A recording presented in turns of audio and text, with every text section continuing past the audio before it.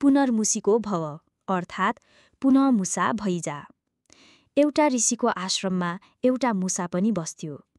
मुसाले ऋषिको खूब सेवा गर्थ्यो। सधैँ राम्रो सेवा देखेर ऋषि खुसी थिए। एक दिन मुसा ऋषि नजिकै आएर बसिरह्यो। त्यो देखेर ऋषिले मुसालाई सोधेछन्, के भयो तिमीलाई? सबै राम्रै देख्छु, कुनै समस्या त छैन होला नि? त्यस्तो केही छैन, सबै राम्रो छ। तर मलाई एउटा बिरालोले जहिले पनि आँखा तर्छ, खाम्ला जस्तो गर्छ, डर लागिरहन्छ। मुसाले जवाफ दियो। केही गर्दैन, बिरालोको चिन्ता नगर, ऋषिले सान्त्वना दिँदै भने। तै पनि निकै डर लाग्छ हजुर, मुसाले थप्यो। के गरौँ त भन्नु न, तिमीलाई बिरालो बनाइदिऊ, साधुले सोधे।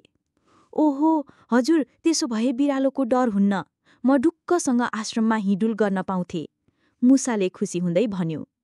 तथास्तु, तिमी आजदेखि बिरालो भयो। त्यस दिनदेखि त्यो मुसा बिरालो बनेर मस्तले ढुक्कसँग आश्रम वरिपरि विचरण गर्न थाल्यो। लामो समयपछि एउटा बाघले त्यो बिरालोलाई देखेर लखेट्यो। बिरालो भागेर त्यो दिन आश्रममा लुकेर ज्यान जोगायो। अलि दिनपछि फेरि बाहिर डुल्दै जाँदा बिरालो अर्को बाघको फेला पर्यो। उसले पनि खेद्न थाल्यो। कुलेलम ठोकेर फेरि साधुको नजिक पुगेर स्वाँ स्वाँ फ्वाँ फ्वाँ गर्दै ज्यान जोगायो। त्यो देखेर साधुले, किन, के भयो तिमीलाई? सोधे। बिरालोले बाघले झम्टेर झण्डै ज्यान सोत्तर पारेन भन्दै साधुसँग आफ्नो पीर बेसायो। बिरालोको दुःख देखेर साधुले, तिमी आजदेखि जङ्गलको राजा बाघ भयो भनेर बिरालोलाई बाघ बनाइदिए। त्यसपछि बाघ बनेको त्यो मुसाको दम्भ र साख देखिन सक्नु हुँदै गयो। जङ्गलमा जसलाई देख्यो त्यसको होस ठेगान उडाउने गरी आक्रमण गर्ने र धम्की दिन थाल्यो। सारा जङ्गली जन्तुहरू बाघको त्यो बहुल्ला पारा देखेर त्रसित हुँदै भागाभाग गर्न थाले। जङ्गलमा भयानक अशान्ति र बेचैन सृजना हुन लाग्यो। जन्तुहरू भागेर ऋषिको आश्रममा पुगेर बल्ल तल्ल जोगिन खोज्न थाल्थे। ऋषिले त्यो बाघ अलि बढी मातिँदै दमी बन्न थालेको देखिरहेका थिए।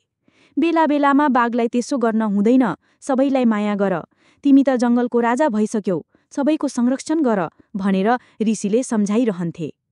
यसरी घरिघरि त्यो मुसाले, म बाघलाई पनि जाबो यो बुढाले हेप्ने, म बाघ जङ्गलको राजा हुँ, यो बुढोले के सम्झेको मलाई भनेर मुरमुरिन्थ्यो। एक दिन बाघले योजना बनायो, अब यो बुढोलाई सोत्तर पार्छु, अनि मलाई म मुसो हुँ भनेर कसले चिन्न र रोक्न सक्छ?